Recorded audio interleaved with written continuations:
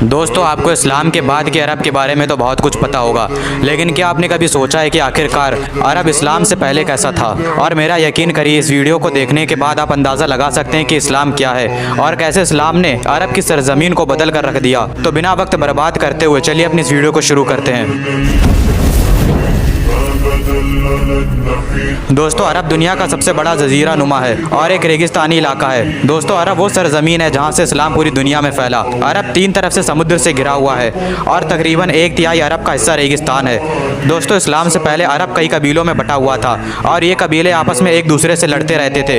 पानी पिलाने की बात पर तक एक दूसरे से लड़ते रहते थे। और दोस्तों, हर एक कबीले का एक सरदार हुआ करता था जिसे शेख कहा जाता था। दोस्तों, जैसा कि मैंने बताया कि ये कबाइल आपस में एक दूसरे से लड़ते रहते थे और इसका सबसे अच्छा एग्जाम्पल बसूस की जंग है। ये तकरीबन 40 सालों तक लड़ी गई। ये जंग रसूलुल्लाह सल्लल्लाहु अलैहि वसल्लम की पैदाइश से पहले लड़ी गई थी। दोस्तों, ये जंग बनु बकर और बनु तगलिब के दरमियान लड़ी हुई थी। इस वक्त अरब की सरजमीन पर कोई भी कानून तक नहीं था। इस वक्त में अरब में औरतों की ज़िंदगी बद से बदतर थी। औरतों के पास ना ही उनके पास कोई हक था और ना ही उन्हें कोई इज्जत देता था। लोगों को गुलाम बनाकर रखना, लोग जैसे हबशियों को गुलाम बनाकर रखना अरबों का शौक था। इस्लाम के पहले के अरब में लोग बुतों को सजदा और उनकी इबादत किया करते थे और इस दौर को जहालियत का दौर कहा जाता है, यानी कि एज ऑफ इग्नोरेंस। सिर्फ बुतों के अलावा अरब के लोग सूरज, चांद, सितारों की भी इबादत किया करते थे और ना ही एक खुदा में यकीन रखते थे। दोस्तों, सिर्फ काबे के अंदर ही 360 बुत मौजूद थे। दोस्तों, इस वक्त के अरब में सिर्फ आदमियों के पास ही सारे अधिकार मौजूद थे। एक आदमी कितनी भी औरतों से शादी कर सकता था। इसको हटाकर इस्लाम ने सिर्फ 4 की इजाज़त दी। शराब का नशा करना अरबियों के बीच आम था। लोगों को गुलाम बनाकर खरीदना और बेचना आम था। दोस्तों, इस वक्त यहूदी अरब की सरजमीन पर सबसे ज़्यादा दौलतमंद वाले लोग थे जिनके पास खूब सारी ज़मीन मौजूद थी। दोस्तों, इस वक्त अरब में आदमी और औरत इस तरह से बेचे जाते थे जैसे जानवर।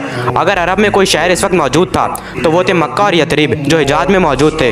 और मक्का के ज़्यादातर लोग ताजिर थे। तिजारत की वजह से ये अरबी सीरिया, यमन और इराक भी जाया करते थे और हिंदुस्तान से भी इनके अरबियों के रिश्ते बहुत पहले से थे। इस वक्त के अरब में कोई भी सरकार नहीं थी। सालों तक अरबी ऐसे ही रहे। कोई लॉ एंड ऑर्डर नहीं था। सिर्फ कबीले ही हुआ करते थे जो अपने लोगों की हिफाजत किया करते थे, चाहे उन्होंने कोई क्राइम तक क्यों ना किया हो। तकरीबन 7 तरह के लोग अरब में मौजूद थे। पहले जो बुतों की इबादत किया करते थे और काबे में 360 बुत रखे हुए थे। दूसरे एथिस्ट, जो किसी को भी नहीं मानते थे। तीसरे जिंदिक्स, जो 2 खुदाओं की इबादत किया करते थे। उनका मानना था कि ये दोनों खुदा आपस में एक दूसरे से लड़ रहे हैं। चौथे सबाइंस, जो सितारों की इबादत किया करते थे। यहूदी, जो फ़िलिस्तीन और सीरिया से निकाले जाने के बाद अरब के खैबर, यथरिब और फदक जैसे इलाकों में आकर बस गए थे। ईसाई, जो ईसा अलैहिस्सलाम को खुदा का बेटा मानते थे।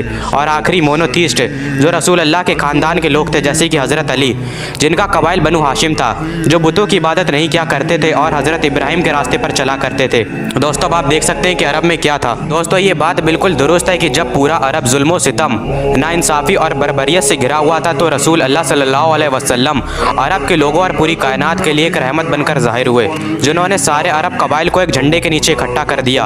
और अरबी, जिनके पास खाने के लिए खाना नहीं था, उन्होंने उस वक्त दुनिया की 2 सबसे बड़ी ताकतवर सल्तनतों को तबाह करके रख दिया।